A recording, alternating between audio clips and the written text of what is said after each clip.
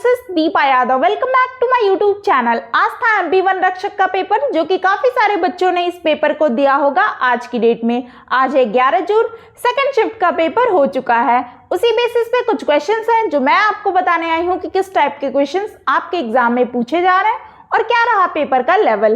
तो वीडियो शुरू करने से पहले अगर आप मेरी चैनल पर नए हैं तो सब्सक्राइब कर लें और बेल आइकन को प्रेस कर दें, जिससे नोटिफिकेशन आप तक पहुंच जाए और आप डेली वीडियोस को देख पाएं। तो चलिए जानते हैं कि आज के सेकंड शिफ्ट में किस टाइप के क्वेश्चंस पूछे गए थे। तो देखिएगा, जो फर्स्ट क्वेश्चन है कि मध्य प्रदेश की स्थापना कब हुई थी, तो ये हुई थी 1 नवंबर 1956 को हुई थी।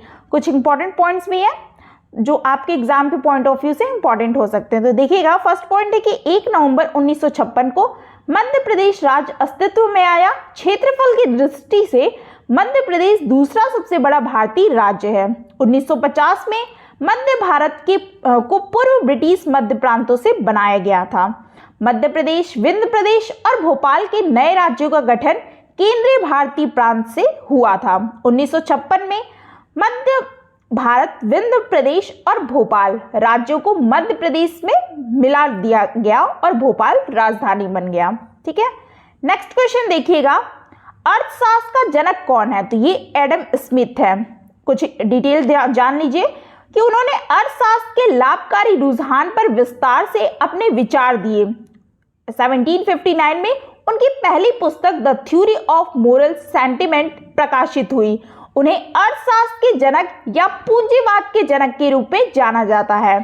ठीक है, नेक्स्ट क्वेश्चन है कि मध्य प्रदेश का सबसे उत्तरी जिला कौन सा है, तो ये भिंड है। आपके ऑप्शन में भिंड दिया था। ठीक, इससे रिलेटेड भी आप जान लीजिए कि मध्य प्रदेश का सबसे उत्तरी जो जिला भिंड है, ये तो आपने पता चली गया। और फिर है कि मध्य प्रदेश का सबसे जो दक्षिणी जिला है वो बुरहानपुर है। मध्य प्रदेश का पूर्वी जिला सिंगरौली है।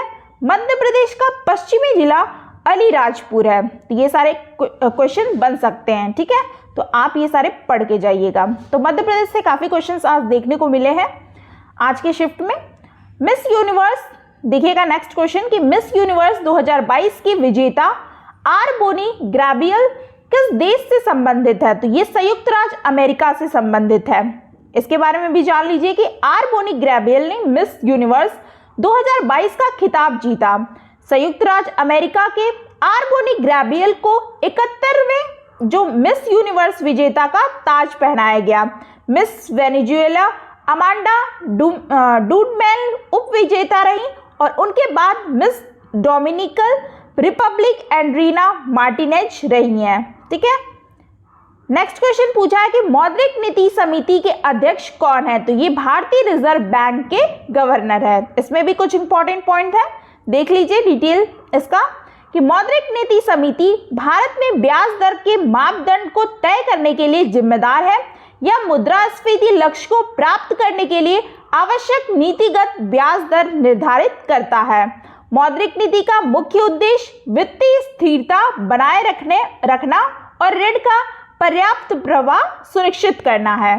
ठीक है, नेक्स्ट क्वेश्चन उद्यान से पूछा गया है, जो आपसे कई सारे पेपर में आ चुके हैं। तो देखिए, आज पूछा है कि सिमलीपाल राष्ट्रीय उद्यान कहाँ स्थित है, तो वो उड़ीसा में स्थित है। इसमें भी कुछ पॉइंट्स हैं जो देख लीजिए। सिमलीपाल राष्ट्रीय उद्यान भारतीय राज्य उड़ीसा के मयूरभंज जिले में स्थित एक राष्ट्रीय उद्यान और बाघ अभयारण्य है जो 2750 वर्ग किलोमीटर में फैला है। सिमलीपाल राष्ट्रीय उद्यान का नाम इस क्षेत्र में उगने वाले रेशमी कपास के पेड़ों की प्रचुरता के कारण पड़ा है। यह भारत का सातवां सबसे बड़ा राष्ट्रीय उद्यान है। भारत सरकार ने सिमलीपाल को 1994 में संरक्षित जैव मंडल घोषित किया और यह संरक्षित क्षेत्र 2009 से यूनेस्को के अंतरराष्ट्रीय बायोस्फीयर नेटवर्क का हिस्सा है। ये सारे इंफॉर्मेशन आपको जानना जरूरी है क्योंकि आपके एग्जाम में ये सारे पॉइंट से ही क्वेश्चंस बन सकते हैं। नेक्स्ट क्वेश्चन जान लीजिए कि पुस्तक पूछी गई थी कि रन्स एंड रूइंस किसके द्वारा लिखी गई है, तो ये सुनील गावस्कर के द्वारा लिखी गई है। तो कुछ और भी जान लेते हैं कि अन्य लेखकों द्वारा लिखित जो पुस्तकें हैं, ये लेखक के नाम है और ये पुस्तक है। तो कपिल देव ने लिखा है cricket my style straight from the heart, तो ये उनकी पुस्तक है। ब्रायन लारा की पुस्तक है कि cricket lovely cricket West Indies v England 50th celebration. तो ये सारे इंपॉर्टेंट हैं, बुक्स तो आप पढ़ लीजिएगा। नेक्स्ट क्वेश्चन है स्टैटिक जीके से, हिस्ट्री से, कि वैदिक सभ्यता डैश नदी के किनारे विकसित हुई। तो ये सरस्वती नदी के किनारे विकसित हुई। इसके बारे में भी जान लीजिए कि भारत की वैदिक सभ्यता और संस्कृति सरस्वती नदी के तट पर फली फूली है और वैदिक काल में सरस्वती नदी को सबसे पवित्र नदी माना जाता है। सरस्वती नदी पौराणिक हिंदू ग्रंथों और ऋग्वेद में वर्णित मुख्य नदियों में से एक है। गोदावरी नदी का उद्गम महाराष्ट्र के नासिक जिले में हुआ है। तो वैदिक सभ्यता सरस्वती नदी के किनारे विकसित हुई है। ठीक है, नेक्स्ट क्वेश्चन है कि भारतीय संविधान से पूछा गया कि भारतीय संविधान के अनुच्छेद 100 में क्या प्रावधान है। तो घर में मतदान के बारे में, घरों में शक्ति के बावजूद संसद की रिक्तियां और कोरम के बावजूद सदनों की कार्य करने की शक्ति और गण पूर्ति से संबंधित है। भारतीय संविधान के अनुच्छेद 100 में यह प्रावधान है कि मतों की समानता के मामले में अध्यक्ष के पास एक निर्णायक मत होगा और उसका क्या है, प्रयोग करेगा। ये है आपका भारतीय संविधान के अनुच्छेद 100 में क्या प्रावधान थे। नेक्स्ट क्वेश्चन देखिएगा कि वन रैंक वन पेंशन योजना किस मंत्रालय द्वारा शुरू की गई है। ये सारे क्वेश्चन आपके शिफ्ट में पूछे गए हैं, देख लीजिए कि किस टाइप के क्वेश्चंस आ रहे हैं। तो ये रक्षा मंत्रालय के द्वारा शुरू की गई है। इसके बारे में भी कुछ इंफॉर्मेशन जान लीजिए। केंद्र सरकार ने 7 नवंबर 2015 को वन रैंक वन पेंशन योजना की अधिसूचना जारी की थी, जिसमें कहा था कि यह योजना 1 जुलाई 2014 से प्रभावी मानी जाएगी। One rank one pension OROP का अर्थ है कि सेवानिवृत्त होने की तारीख से इतर समान सेवा अवधि और समान रैंक पर सेवानिवृत्त हो रहे सशस्त्र सैन्य कर्मियों को एक समान पेंशन दी जाएगी। लास्ट पॉइंट है कि इस तरह से वन रैंक वन पेंशन का मतलब आवधिक अंतरालों पर वर्तमान और पिछले सेवानिवृत्त सैन्य कर्मियों की पेंशन की दर के बीच के अंतर को कम करना है। ठीक है, तो वन रैंक वन पेंशन योजना किस मंत्रालय द्वारा शुरू की गई है, तो वो रक्षा मंत्रालय के द्वारा शुरू की गई है। नेक्स्ट क्वेश्चन देखिएगा, पीर पंथून का मेला कहाँ आयोजित किया जाता है। तो ये शिवपुरी में आयोजित किया जाता है। नेक्स्ट है कि शेरशाह सूरी ने किस वर्ष रायसेन के किले पर कब्जा किया। तो ये 1543 में कब्जा किया। 1543 में शेरशाह सूरी ने पूरनमल को से कब्जा कर लिया। राजा पूरनमल को अफगानी शासक शेरशाह सूरी ने विश्वासघात करके मार डाला था। ठीक है, नेक्स्ट क्वेश्चन देखिएगा कि निम्नलिखित में से कौन सी समिति भारत में पंचायती राज से संबंधित नहीं है। तो ये है NR नारायण मूर्ति समिति। ये क्या है, पंचायती राज से संबंधित नहीं है। इसके बारे में भी जान लीजिए कि भारतीय जो प्रतिभूति और विनिमय बोर्ड मतलब कि सेबी द्वारा NR नारायण मूर्ति समिति की स्थापना कॉर्पोरेट प्रशासन मानकों में सुधार की सिफारिश करने के लिए की गई थी। NR नारायण मूर्ति समिति भारत में पंचायती राज से जुड़ी नहीं है।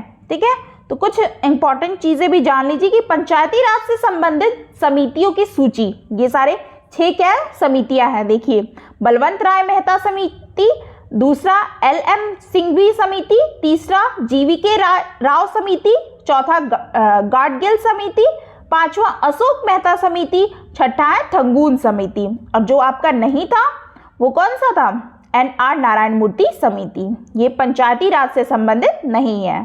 ठीक है, नेक्स्ट क्वेश्चन देखिएगा कि भारत का पहला फ्लो केमिस्ट्री टेक्नोलॉजी हब कहाँ स्थापित किया गया है। तो ये हैदराबाद में स्थापित किया गया है।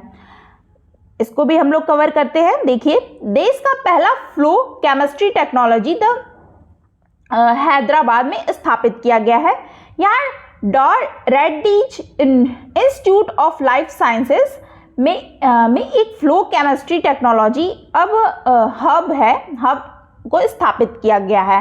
तेलंगाना सरकार के उद्योग और वाणिज्यिक I&C की सूचना प्रौद्योगिकी IT विभागों के प्रधान सचिव जयेश रंजन द्वारा हब का औपचारिक उद्घाटन किया गया है।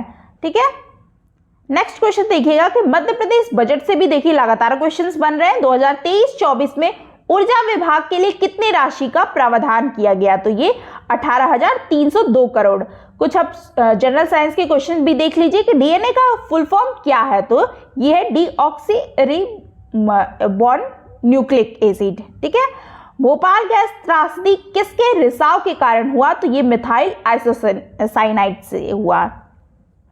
नेक्स्ट क्वेश्चन है कि बॉडी बिल्डिंग फूड कौन सा होता है? तो बॉडी बिल्डिंग फूड के लिए हमें प्रोटीन की ज़्यादा जरूरत होती है, तो प्रोटीन को आमतौर पर बॉडी बिल्डिंग फूड के रूप में जाना जाता है। निम्नलिखित में से कौन सी ब्लॉक तत्व है लेकिन संक्रमण तत्वों के रूप में नहीं माना जाता? तो वो है जिंक, कैडमियम और मरकरी। तो साइंस में आपके बायोलॉजी से ज़्यादा क्वेश्चंस पूछे गए, केमिस्ट्री से कुछ क्वेश्चन, फिजिक्स से नाम मात्र के क्वेश्चंस थे, नहीं के बराबर है। ठीक है, तो आप बायोलॉजी और केमिस्ट्री को ज़्यादा पढ़िए। अब मैं बताऊंगी आप लोग, ये इतने सारे क्वेश्चन थे जो मुझे पता थे, मैंने आपको आज बता दिए। अब मैं वो बताऊंगी जो जहाँ से टॉपिक कहाँ से आए हुए हैं। तो देखिएगा, मैथ्स में आपके क्वेश्चन टॉपिक सारे वही हैं, उसमें से कितने क्वेश्चन है मैं ये बताऊंगी। Time, work, speed, distance, profit loss 2-3 question, number series से 2 क्वेश्चन, सिंप्लीफिकेशन से 3 क्वेश्चन, रेशियो प्रपोजन से भी 1-1 क्वेश्चन आए हैं, एवरेज, ट्रेन से 1 क्वेश्चन, एज से 1 क्वेश्चन, परसेंटेज से क्वेश्चन आए हैं, प्रॉफिट लॉस से तो क्वेश्चन आ ही रहे हैं, 1-2 क्वेश्चन तो पक्का है। ठीक है, तो ये सारे कॉमन टॉपिक है, आप पढ़ के जाइए। और एडवांस में 1-2 क्वेश्चन आए तो उससे ज़्यादा फर्क नहीं पड़ता, लेकिन अर्थमेटिक जो है, अर्थमेटिक ये वाले मैथ्स वो जरूर पढ़ के जाइए। हिंदी में आपका थोड़ा सा वाच्य वगैरह पूछ रहा है, देशज विदेशज हो गया, अव्यय जो नहीं अब पूछता था, अब वो सारे टॉपिक अब पूछ रहा है। विलोम शब्द भी पूछे जा रहे हैं, शुद्ध असब, मुहावरे, लोकोक्तियाँ, रस, अलंकार, बेसिक हिंदी आपकी पूछी जा रही है और वाच्य भी पूछे जा रहे हैं।